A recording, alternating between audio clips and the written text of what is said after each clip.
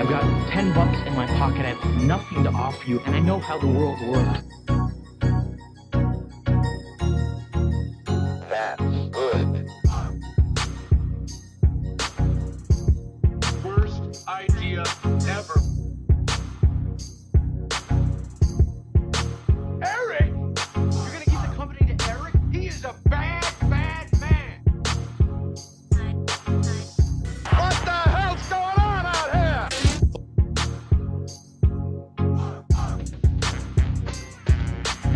Go, back, go.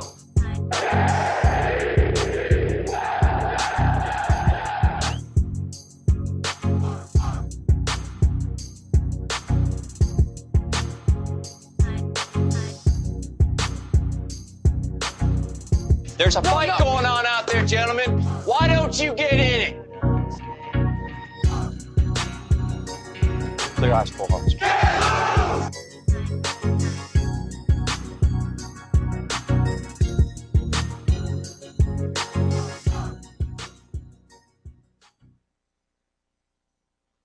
Polls. Welcome into Sit Start Polls DFS Week 3. Eric, how you doing, man? What's going on? Doing well. That was a good week we had last week. Real good week we had last week. Did okay, yeah. Yeah, not too bad. Yeah, it was nice. What about you? How you doing? How you doing? I'm doing okay. Messing with the mics here to try to get a little better sound there. It was a little hollow, bringing it up a little bit. But, no, doing well. We add a little production value to the podcast there with a little intro. So. Every week we're going to do a little bit more. How about All right, well, we can see how it goes. Yeah. I mean, if you're willing to do it. Yeah, I'll try my best with it, you know. That was about 7 out of 10 effort-wise. No, that was more like wow, 7 out of 10. You're giving yourself a lot of praise. That was not that good. Let's go 3 out of 10 there. 3 out of 10. Well, hopefully we can do better. Hopefully your picks are better than that this week. Yeah, well, they always are. So let's just jump into last week. You want to jump into last week's slate and kind of recap some of our top plays and some of our maybe misses that we might have had? Yeah. I mean, we had a lot of top plays there. A lot of top plays, not a ton of misses. Let's just jump in. We'll first start with the quarterback slate. Had some pretty big numbers from quarterbacks this week. Yeah, you know, all the quarterbacks that we really touched on, they all did pretty well. Obviously, Tom Brady was in that high-scoring game, so was Aaron Rodgers. We kind of told you to go away from Drew Brees out of those options because Rodgers was a little bit cheaper, and then obviously Brady was about $400 more than them. He was the highest-scoring quarterback. And we got to mute the Periscope feed. There we are. Sorry about that, guys. We're still getting the hang of this, so no worries. Yeah, but we had Derek Carr, who was one of our cash plays that we really liked, and Phillip Rivers, another cash play. They both scored about 20 points there for you. And then Carson Palmer is another guy. It was a tournament option. It didn't look good, but he did get you 19 points. The only quarterback that we really missed on was Jared Goff, and he had like 12 points. Yeah. And that was because Cooper Kupp fell down on the 1-yard line during his route. He would have had a touchdown there. That would have been 16 points for you. And that was, I think, 5,100. Yeah, I had a ton of Brady, a lot of Carr. Those are my main two plays at quarterback. Brady was probably my best play. He was just the chalk. I mean, he was the guy to go to in that offense. You knew that they were going to have a big day against New Orleans, and he provided. Yeah. Yep. Running backs, we were pretty good here as well. Yeah, and you know, Ty Montgomery, he was the ultimate chalk. We kind of touched on that at the end with our stacks as a guy you kind of had to get into your lineups. Melvin Gordon and Jay Ajayi, those are my cash plays. Along with Melvin Gordon, those are my mini homer helmet plays. You know, Wisconsin guys there with White and Melvin. Those guys both did really well for me. And then you had Jaquiz Rodgers and Jay Ajayi. I already said Jay Ajayi.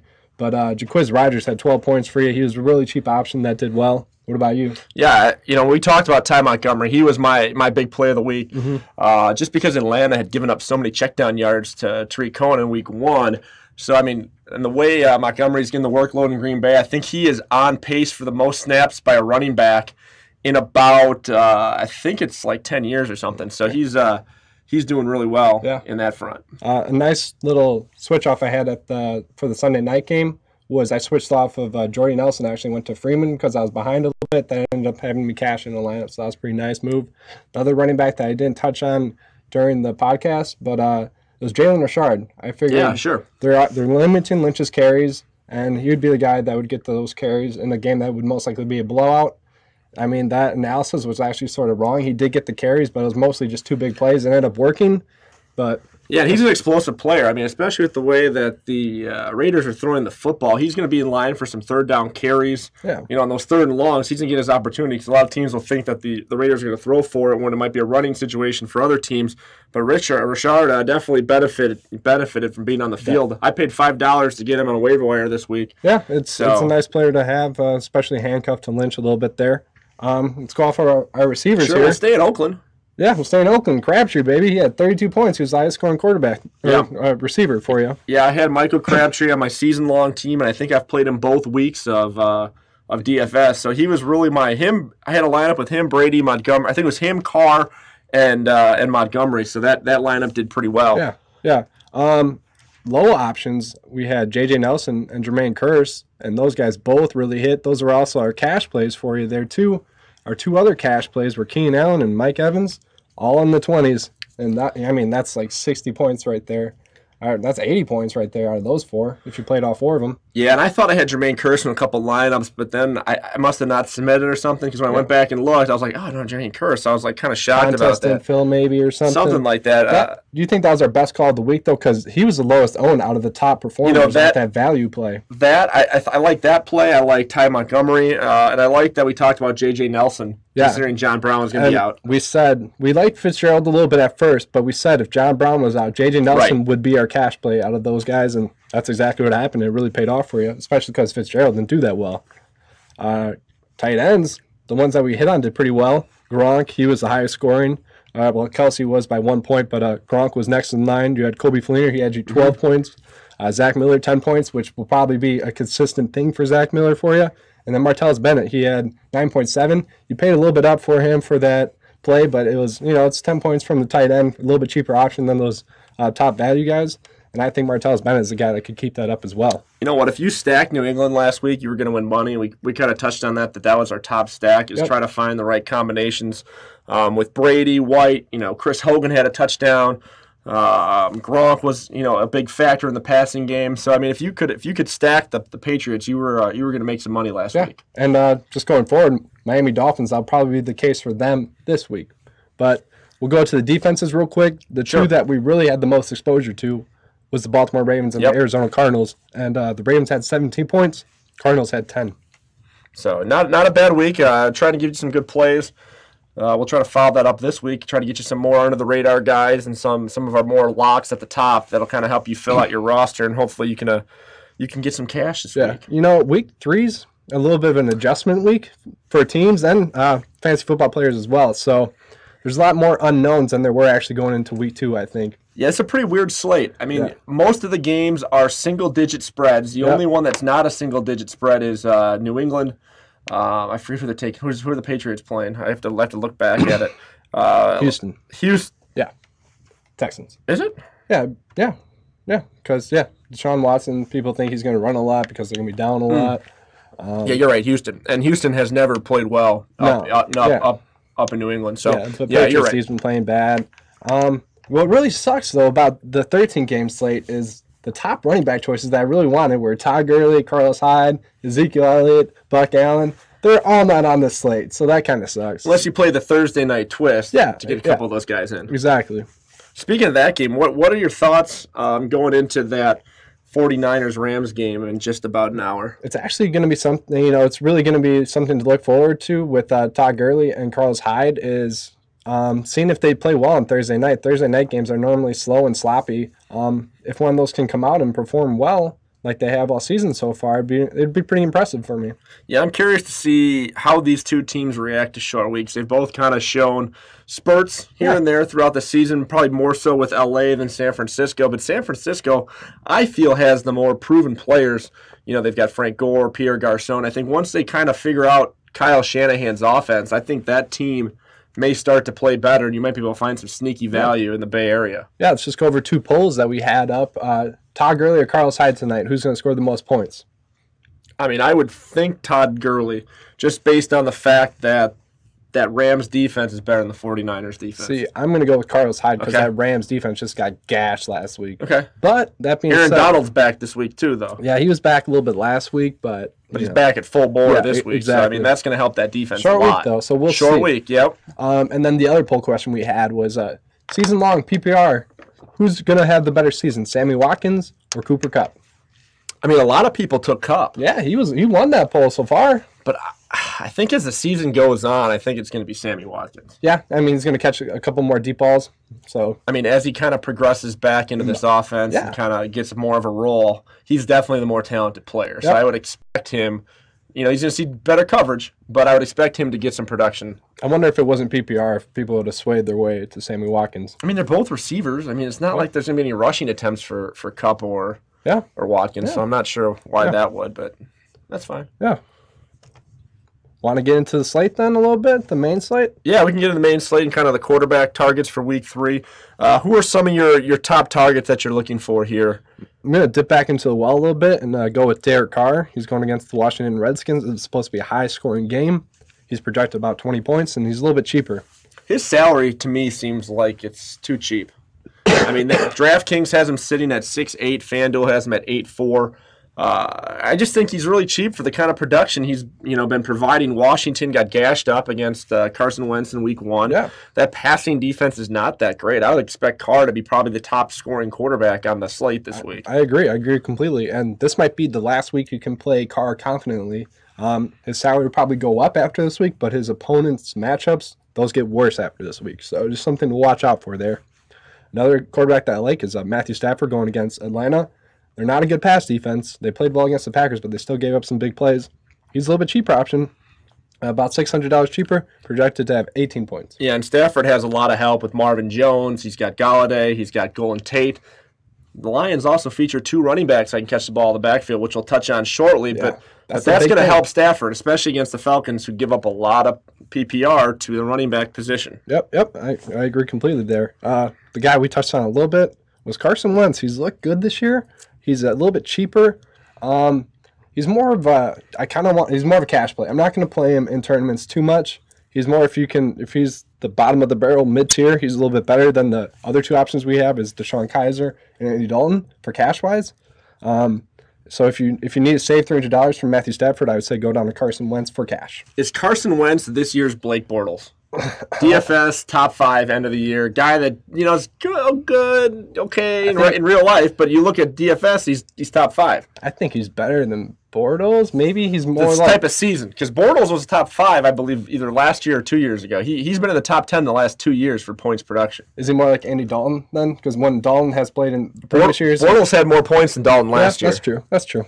So that's just kind of where I'm going. A guy that's kind of decent but not great. Yeah, like DeShone Kizer so far in the NFL. Sure, we can talk about Kizer. I mean, he's been okay. Priced at $5K going against the Colts. And I told you Carson Palmer did not look good last week, but he still got you 18 points.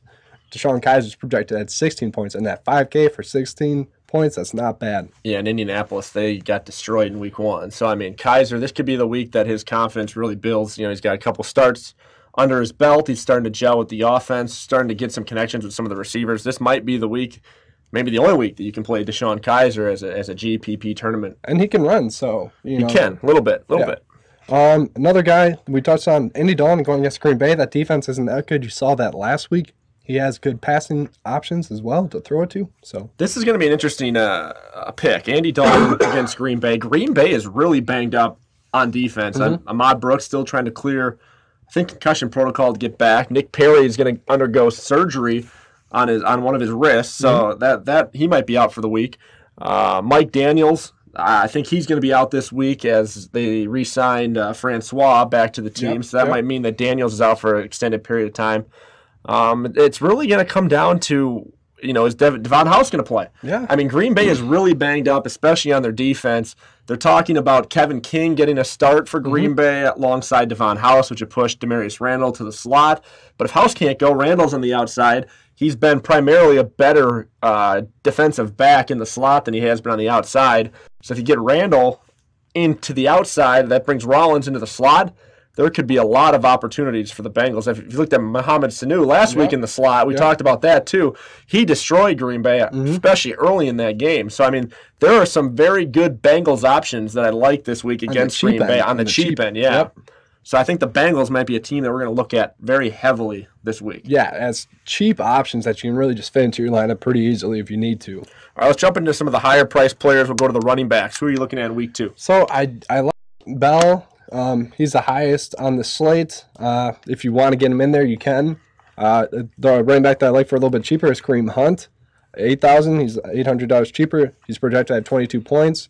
So I think he's just going to have about the same production as Bell. A little bit cheaper, a little bit more trustworthy so far going against that Chargers defense that does give up rushing yards. Yeah, I'm still wondering when we're going to see Le'Veon Bell. I mean, he missed all of preseason.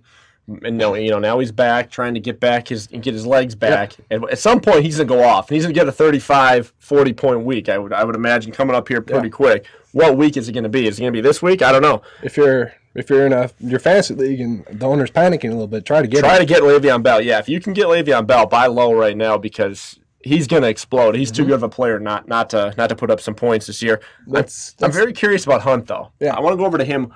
When is the shine going to come off him? Is he going to be a guy that provides week in and week out for 17 weeks, or has he kind of just been a 2-week wonder? Yeah, I mean, we talked about it earlier on the season once Spencer Ware got injured that the Chiefs like to feature one running back, and we thought that one running back would be Kareem Hunt. We thought he'd be around top 10, top 15. Turns out that was wrong. He'll probably be top 5. He could be, yeah. I mean, he's been very good.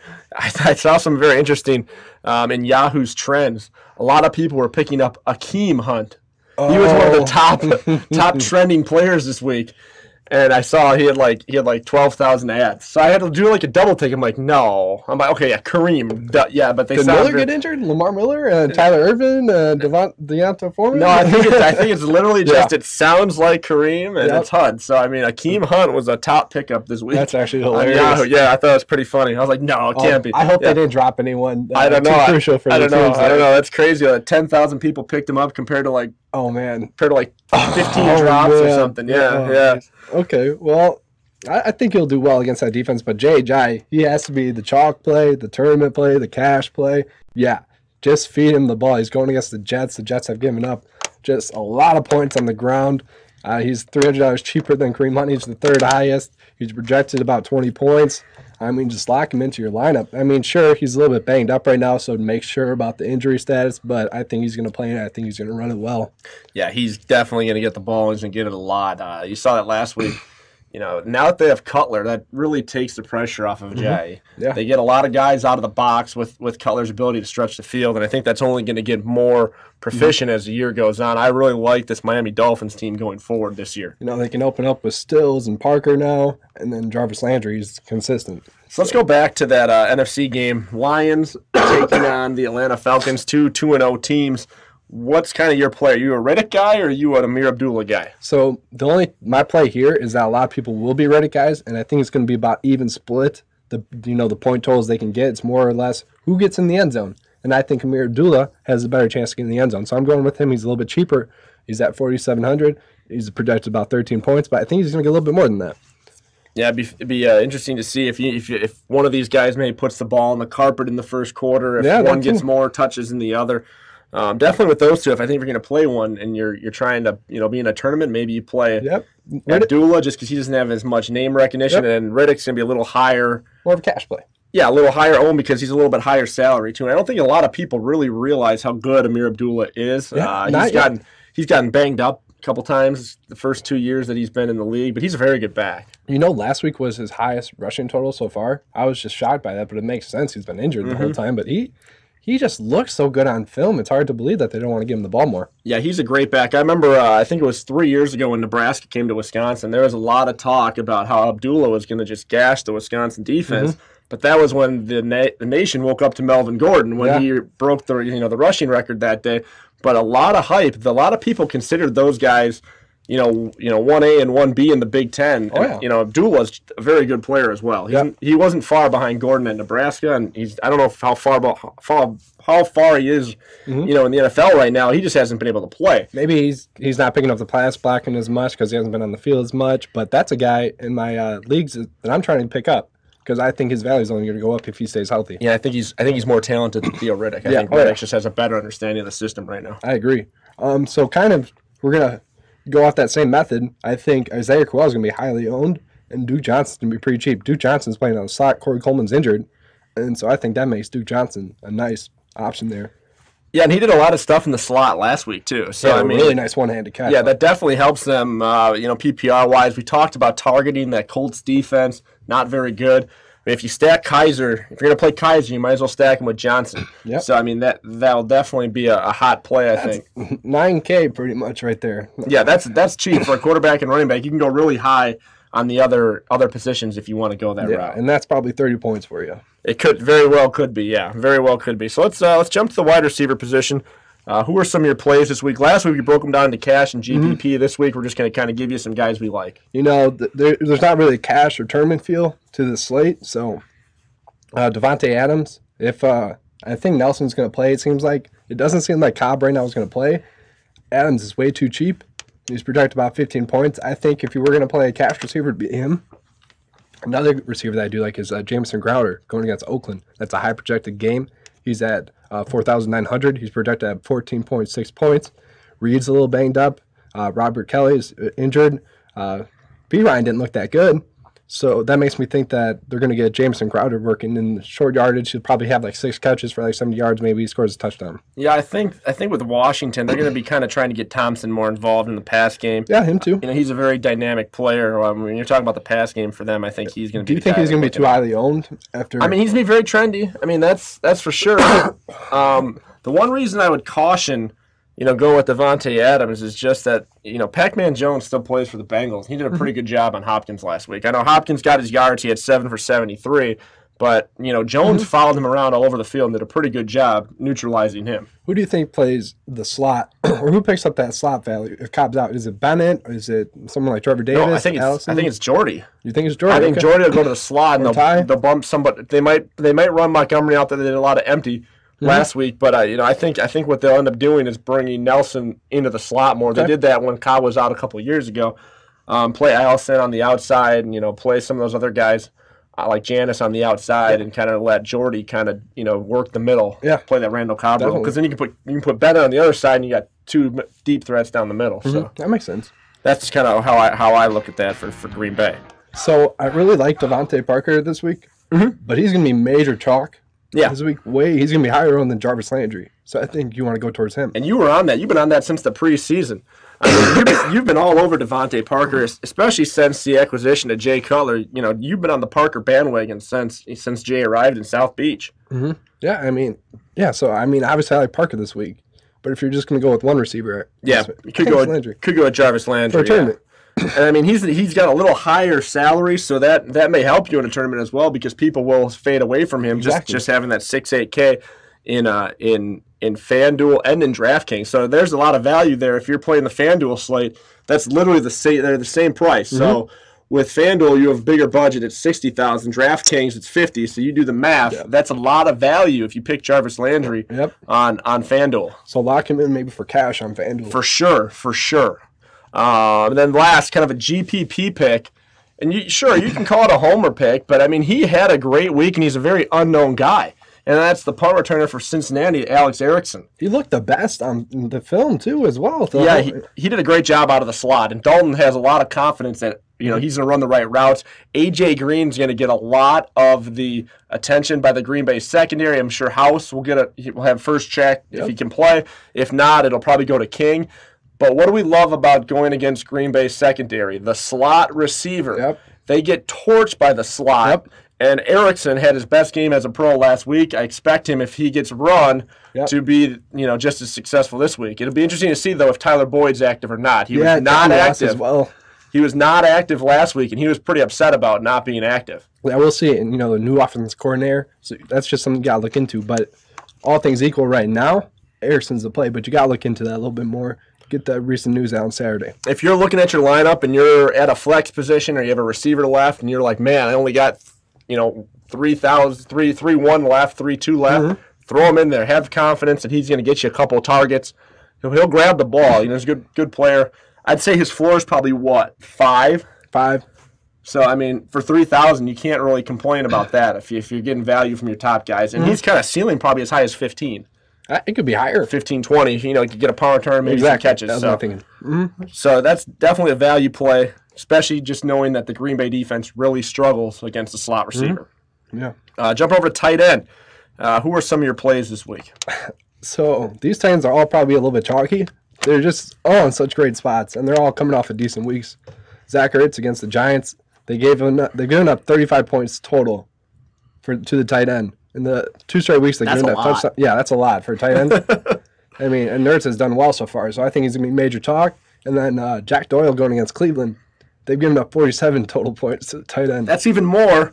And he had almost 16 points last week. And I think I could almost flex one of those two. So flex like Jack Doyle and have Ertz as your tight end. You're going to double dip at tight end this week. You very well could. Interesting. Okay. Yeah, I mean, Doyle, I think with Brissett coming onto the scene for them now, that's going to really help his value, especially as he gets more comfortable in the offense. A lot of people had high hopes for Jack Doyle. A lot of people thought he's top 10 tight end going into the season. Yep. So we'll see if he can keep building off of last week's performance. Which matchup will be more fun to watch? The Colts against Cleveland or tonight's matchup? Colts versus Cleveland for sure. For me, at least. I mean, because you get the young quarterback in there for Kaiser. I mean, I guess Goff's still a young guy too, but I don't know. Kaiser seems more interesting to me than Goff. I think a lot of people have written off Jared Goff, but yeah, I'm more interested in the running backs tonight than the quarterbacks. But I got you. So and that other game is a battle of 0-2 teams. So I mean, I don't know. Someone's got to win, right? Yeah. Or they could tie, I guess. So a one-off of those tight ends would be Julius Thomas. He's kind of the forgotten man this year. When Cutler was named quarterback, a lot of people were like, got to get Julius Thomas in my lineup. The first week by, and then last week he was kind of quiet. But he's going against the Jets, who have given up 28 points total. So I like him. Well, if there's one thing I know about Jay Cutler is he likes to target the tight end. Yeah. He targeted Martellus Bennett a lot when he was in Chicago. Zach Miller was one of his favorite targets. Cutler likes to throw to the tight end. I think Thomas, Greg Olsen as well. You know, just a great – Cutler likes throwing to the tight end. At some point, I think we may see the old Julius Thomas reemerge in Miami's pass-catching offense. 3,000 right now, take advantage of it because I really think that at some point in this season, he's going to be one of those top guys where he's closer to 4 or 5, pushing 5. And he's a guy that you might want to pick up on the waiver wire. The guy that we're going to also mention is the guy you can maybe target on the waiver wire. Austin Severian Jenkins. He's priced at the same as Julius Thomas. He's coming off his suspension. They're talking about him as being a changed man. But the part that I really like about him is that the Jets have been throwing to the tight end a little bit more, and Miami has given up the most points on average to the tight end. They only played one game, though. Yeah, and, with the Jets, they're trying to find somebody outside of Curse that they can throw the football to. Yep. So having him come back, might be big. You might see him split out a little bit more than the average tight end. So, I mean, he might be a nice little play for you this week from the tight end spot. Yeah, definitely. So let's jump over to the defense. What kind of defenses are you looking at this week? Yeah, so defenses, I couldn't really dip that low. So I like the Dolphins against the Jets, obviously. Broncos against the Bills. Just an easy matchup. Man, you're struggling this week, man. You got to drink more water during the day. Yeah, maybe that honey to the throat, it's bad for the throat. So, I don't know. Defenses. You were saying Miami versus the Jets, maybe. If you can target the Jets, I mean, the Jets' offense, we've talked about it. They're not very good. They got one guy that can catch the ball, and they got, half a guy that can run the ball? Yeah. I mean, between Powell and Forte, I mean, The three-headed monster is what they're calling it now. What? Yeah, in New York, yeah. Who's calling them that? The offensive coordinator, I guess. What? Yeah, Elijah McGuire. Offense? Really? Yeah, that's what he said. The three-headed monster. Yeah, the three-headed mouse. Is that better? They're just bad. I mean, Forte looked decent. He's okay, but he's like 40. Can I just go off on people that thought Bilal Powell was going to be a beast this year and draft him in the 5th round? Dude, that's been every year for the last 3 years. He's 29. I know, but I mean, everyone thinks that this guy's like in his prime and is going to be the top 10 back, and he never is. Especially with Forte there. Chris Johnson beat him out 1 year. Yeah, An old Chris Johnson. But he could be a nice buy low target. I mean, sure, yeah. I mean, he's going to get looks. He's going to get targets. I mean, in a GPP, if you're like, I don't know, I got 4-2 left. I kind of meant in season long. Well, too. Give it 2 more weeks, you can maybe pick him up even on the waiver wire. Sure, yeah. I mean, in season long, he's definitely going to be cut loose. Someone's going to get frustrated. But if DFS, if you're like, short on. They're not in a bad matchup. No, but I mean, they're not. I mean, Forte or Powell might get a score. I don't know. I've never been sold on the guy. Yeah, but going back to defense, you got Pittsburgh versus Chicago. Pittsburgh Diaz look good. I think Lions look decent, but other people say different. And T.J. Watt might be out for Pittsburgh, so that would really put a damper in their defense. I think Watt's got 3 sacks and a pick. So, I mean, that would really, really hamper what they're trying to do, but that would bring James Harrison back into the fold. The defense I like the most, I think, here is the Eagles. We talked about them in the preseason. Oh, They just make plays. They're playmakers. And they're going against the Giants, who haven't looked good. Yeah, they force turnovers. This is a rivalry game. These games, I don't like to pick a lot. A lot of these in-division games. I mean, they're normally low scoring. Right, because they all know each other. I mean, the perfect example of that is look at what happens when Green Bay takes on Chicago. Yeah. I mean, Green Bay on paper should blow away that Chicago defense, but for whatever reason, it's a one-score game going into the fourth quarter almost every time these teams take the field. And I think was it last year or 2 years ago, Chicago went in and beat Green Bay. Yeah. Where they had no business doing it. So, I mean, that's why I don't like division games, especially, with these rivalries, especially Eagles, Giants, big rivalry. The teams know each other. There's no surprises. Yep, I agree completely. The defense that I don't really want to play, but if I have to go this low, I will play them. If I'm just set on my lineup and this is all I can afford, it's gonna be Bills against Denver. Denver's really lit it up. I do think C.J. Anderson will be a nice play again this week. He might be a little bit over-chalked, but the Bills' D has looked good. They haven't given up that much points, and I think Denver offense might be a little bit overrated right now. I don't really like that play too much, but if that's the only thing I can afford, that's the lowest I can possibly go. Yeah, a lot of people though a lot of people are looking at Cleveland. They are. I mean, I get it, but I don't like it. I mean, yeah, you might get like a false touchdown there, like pick six, fumble recovery for 6. I mean, possibly. I think it's very interesting that the public is very hot on Cleveland to get their first win this week, but they're traveling to Indianapolis, and the Colts are pretty good inside their own building. Yep. I mean, I think both these teams are looking for they're looking for their first win of the season. Cleveland right now is favored as 1.5. That's a game I don't want to touch at all. No, not touching it. I mean, if it's me, I'm stacking the other way probably and going with the Colts. Yep, I agree. I mean, we can go into a stack real quick. Yeah, let's talk about some of our favorite stacks this week. I already touched on one of them. It's actually going to be Ertz and Doyle, the 2 tight ends. That's real cheap for you. That's 8,600, and it's projected at 27 points. It's real cheap. Yeah, definitely could be a good value. I think my favorite one is the Bengals stack with Green, Dalton, and Alex Erickson. Pending the news of Erickson, pending the news of his play. Right. I mean, I think just because Green Bay has been, they were okay against Seattle.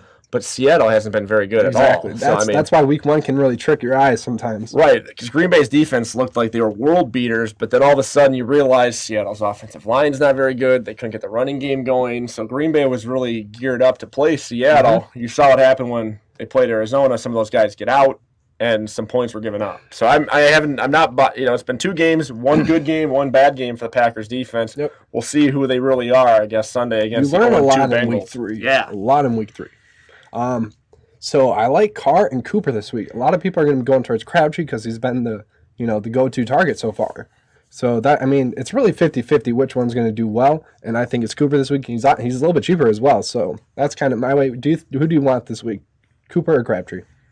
I mean, I'll probably do a lineup where I stack both. Both? Yeah, that's the way to do it for sure. I mean, then you don't really miss out. I had a lineup last week where I had Cooper and Crabtree. I missed out, but the week before I did a double stack where I had Carr and that was a Crabtree play that week for and sure. Cooper. But I mean, this week you could do the same thing. If you could fit him in salary wise, I mean, that's probably going to be the top stack. I mean, because Carr is going to light it up. Oh, yeah. I have no doubt that they're going to put it on the Redskins. So it'll be interesting to see who gets those points, though. Yep, I agree. And then you could also have Crowder going, coming back against, coming back for Washington. Yeah. So you could always come back with Cooper or Crabtree if you want to go Cousins and Crowder. That's about it's a little bit cheaper option, and it's projected for 35 points. Yeah, Washington's going to have to score if they want to win this football game. It's not going to be a 10-7 game. So that's about like a 3,000 or 3K difference there for about 5 points difference. So maybe that's the way to go. Cousins over Carr. Yeah, maybe. But I really think that it's going to be Oakland's game to win. Me too. I mean, if you're going to go contrarian, then yeah, maybe. Otherwise, I definitely like Oakland over Washington, even though they're going to the West Coast. But this actually might be one of those weird instances where it doesn't matter because it's going to be a 7:30 game Sunday night. And so it's only going to be like a 5:30 feel for Oakland. It's not going to be like a 9 a.m. feel when it's an early kickoff on a noon game out east. So this might actually be one of those weird West Coast games where they're actually like ready to go. It's not like nighttime; it's like in the middle of the day. Yeah. So might be a time to do one of those West Coast East Coast games and pick the West Coast team. Yeah. Just some stacks worth mentioning. We talked about Stafford and Tate, and I like Abdullah in there as well. We touched on why. I like Cam, Crabtree, and I like Funches a lot this week. I think that's a guy we could have included in our receiver column. I think he's going to maybe be the top scorer for that team this week at the receiver position. He's just a cheap option for you that could really pay off for you. Calvin Benjamin's a little bit banged up. He actually had a touchdown that he dropped in the end zone because Cam led him into a hit that actually ended up hurting him. So that's not a bad stacking option. I like McCown, ASJ, and Forte for a really cheap option, really cheap tournament option. You love McCown. I think you've picked him every week so far this season as your really cheap guy. He hasn't really hurt me yet either, so why just stick with it? So you're just a glutton for punishment, huh? You're just waiting for it? I mean, he's really just had the matchups so far, so this will probably be the last week for that. So let's take a look at some Survivor action. How did you do last week? Who did you pick? Are they still alive? You still have your streaks going? What's going on in Survivor? I picked the Ravens last week, okay. So I can't pick them this week, right? Right. Which sucks because I would have done that, but I had them last week. I forget who I picked this week. Let me look at that real quick. So for me, I've burnt Atlanta against Chicago. So Atlanta's gone, and then I think last week I blew Oakland against the Jets. So I've got 2 top AFC teams out. I'm going to kind of keep that trend going.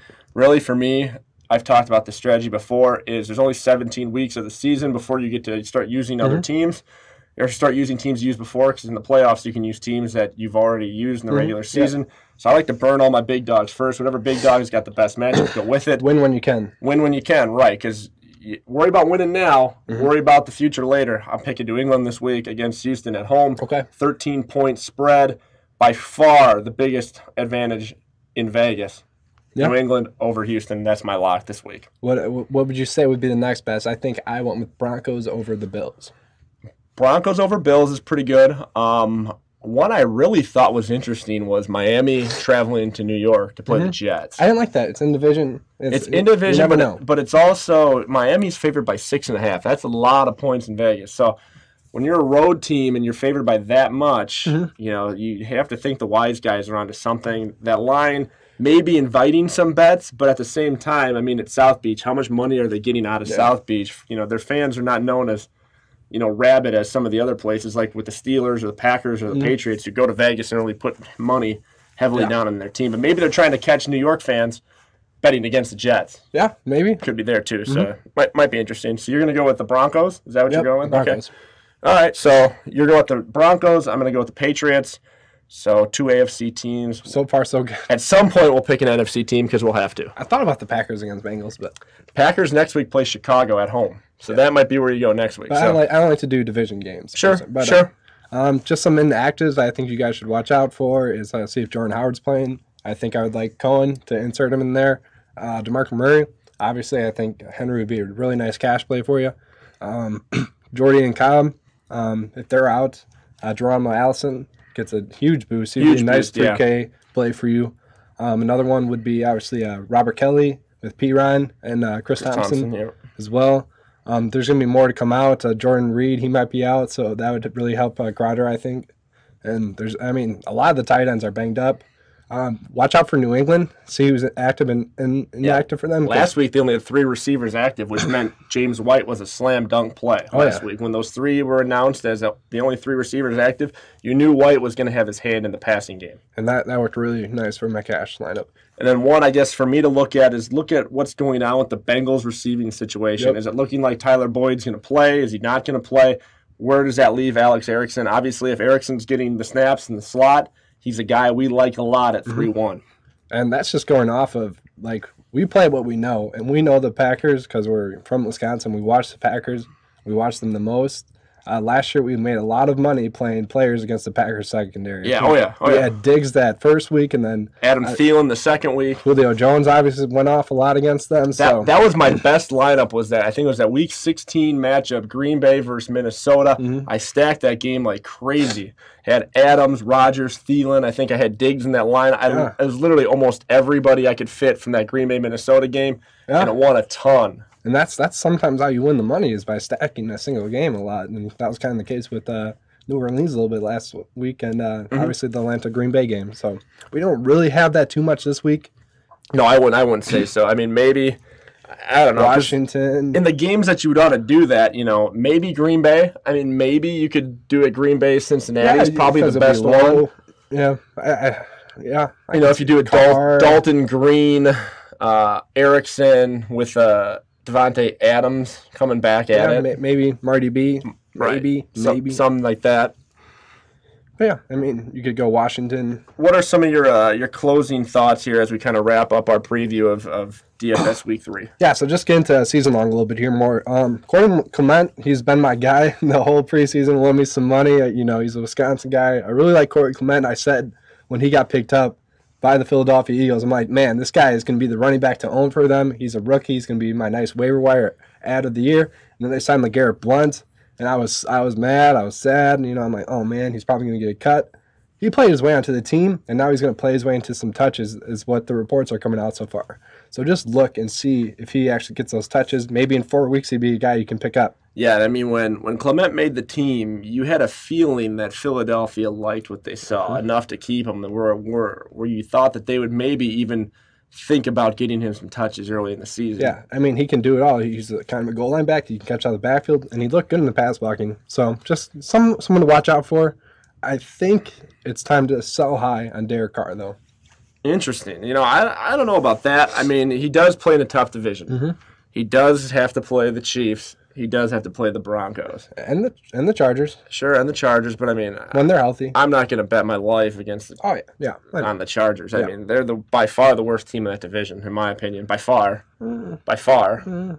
Yeah, by far. By far. In that division, sure. In that division, they're by far the worst team. The top three are way ahead of them. Personally, I like Oakland over Kansas. I like Oakland the best out of that entire division. We'll see. I think they're the most complete team. Last year they were 13-3, I believe, and they would have been even better if Derek Carr wouldn't have gotten hurt and had to step Matt McGloin a freaking playoff game. So I mean, Oakland has things to prove, and they're very good. Yeah, and they definitely have the weapons. It's just more of a schedule thing for me. I think you can get a lot more for him now than you could later on in the year. You're definitely going to be able to get a lot for him if you sell him now. But, I mean, I don't know if you necessarily need to pull the trigger. I think he's going to be a solid player, top to top 7. Okay. I think 7's kind of his floor at how low he'll be this year. This was a question that I posted on the poll page last week. It was, should you sell high on Todd Gurley? And obviously, I didn't think you should yet because he had 2 really nice matchups. Last week's matchup and tonight's matchup. But after that, do you think it's time to sell high on Todd Gurley? Or do you try to buy high? I mean, it's going to be interesting to see what he does tonight. Tonight's the indicator? Tonight's the indicator. If he's okay, if he gets you like 15 or something, I think you sell him. Yeah. Because, I mean, he should be able to go for 30 tonight against San Francisco. Because the rest of his games in division are not going to be as easy. Arizona, still pretty good, and Seattle can definitely defend the run. I don't know how much they can defend the pass, but they can definitely defend the run. They still have a very good defense. They have to play those guys in division, I think, 2 more times each. So there's 4 really tough games left on the Rams' schedule. Not even looking at the rest of their schedule. I mean, that's a fourth of the rest of their schedule. It's going to be tough. Yeah. Going to the Cleveland Browns. Is there a receiver to own? Higgins was the guy this week that showed up. He was inactive last week. You got Kenny Britt. I like Casson Williams, the guy we touched on in the preseason who scored for us. You watch his film from the preseason, he was by far the best athlete on the Cleveland Browns team right now at the receiver position. So is there any receiver to own, actually, in Cleveland? No, I think it's a week-to-week deal. I mean, that's exactly what it is to me. Outside of, I would probably hold Coleman, even though he's injured. To me, it's still... Obviously, in Dynasty, you're holding him. It's still a week-to-week thing, especially in DFS. Week-to-week, there's no one I really want to I think Higgins is going to be too widely owned. Well, he's really trendy. I mean, these guys that are super trendy, usually don't pay off. For every Akeem Hunt there is. Or Kareem Hunt, excuse me, not Akeem Hunt. You picked him up. It was me. Every Kareem Hunt there is, there's an Akeem Hunt that's trailing along. That's true, though. So. Yes. I mean, there was a time when people liked Akeem Hunt. That's true. That's very true. I mean, for every Kareem Hunt, there's an Akeem Hunt. There we go. Is that a new soundbite we're going to get going? We should cut that and put that in. For every Kareem Hunt, there's an Akeem Hunt. Oh, man. And then have like a cream pie? No. I don't know. Not that. It's not that. Oatmeal cream pie, man. You don't like those? Idea ever. I have no You're idea. more of a Nutter Butter guy. The train has derailed. You're more of a Nutter Butter guy. Let's just quit You want saying- ho-hos? The little ice cream or the ice cakes? Stop. Okay. Wow, sorry about hell's going on out here? I have no idea. No idea what's going on out here. Eric's a bad. Yeah, he definitely is, and not the good way, not the Stephen A. Smith way. Eric? You're gonna give the company to Eric? He is a bad man. Awful human being. Okay. I guess so. But he wins you money, so keep watching. Subscribe. Make sure you add us. Make sure you like us, because this guy, he's bringing you a lot of good, value, a lot of good sneaky plays that'll help you win. Yeah. If you tie him up with some top lineup guys. People know about this place, but no one will talk. It's like they're scared of something. No one will talk, guys. You need to talk it up. Let's get the retweets out there. Let's like this. Go on YouTube, subscribe, thumbs it up. Let's get some comments on the video. See what you like, see what you didn't like. I have a feeling that a lot of these people that have found this podcast are like, I am not telling anyone about this, because these guys are giving me like guys that are, $3K and they're giving me 15 points a week. That's so they're true. like, I ain't telling anyone. And they might be a little embarrassed. Yeah, I mean, because they have to watch us for 5 minutes. And good God, I don't know what you do with your life. It is good advice, though. I have been posting a lot of our plays in the description of the YouTube video as well at the certain times when we go over the quarterbacks, receivers, running backs. So take a look at that. So throw us a like. Jeez, we're trying to help you out here. Yeah, we got some subscribers each week, so that's nice. Let's keep that up. One more closing thought that I wanted to touch on. Sure. Buy low targets. Yep. Cooks, Baldwin, and Michael Thomas. I can see all three of those guys. I mean, Cooks has been very low targeted by Brady. That will change. They brought him in for a reason. I guarantee you Tom Brady had input on if they wanted to bring in Cooks. So, I mean, they will get him involved. Might just be situational right now that they haven't. Doug Baldwin, Seattle will correct it. Seattle will make the playoffs. They're a good team. And for them to do that, Russell Wilson will have to get Doug Baldwin involved. That is a good buy low. And Michael Thomas, again, I mean, he is the best receiver in New Orleans. Yep. They're going to get rolling on offense at least. Who knows about defense? But I like all three of those guys as buy low targets. Yep. I think that's a very good call. One more player that I want to mention is Marcus Whedon. I think he is their favorite receiver in the Chicago offense. We'll see. Now that Kevin White's out. Yeah, I mean, we'll see. They're very excited to see what he can do. They tried to release Tanner Gentry to re-sign him to his practice squad. They really like him. He had 2 grabs last week. So that tells you how much they think of Whedon and want to get him back on the field. Did you hear that song this week out of Chicago? You played it for me. What they're playing on the score? Wake Me Up when Trubisky's in. Oh, God. They're playing on the score. Wake me up. Yeah. Okay. From the Green Day, Wake Me Up when September comes. What was ends. Wake Me Up when September ends. What was the John Fox line? It was about Glennon checking down. Oh, yeah, to John Fox's approval. To John Fox's approval, yeah. Yeah. It was. We'll try to get that. Go Cohen.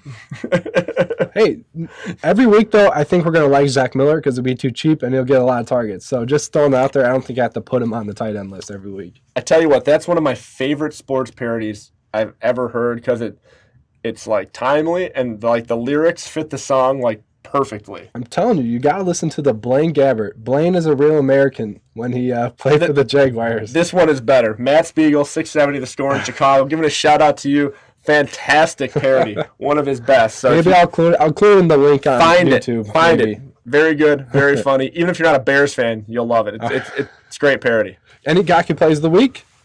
Any?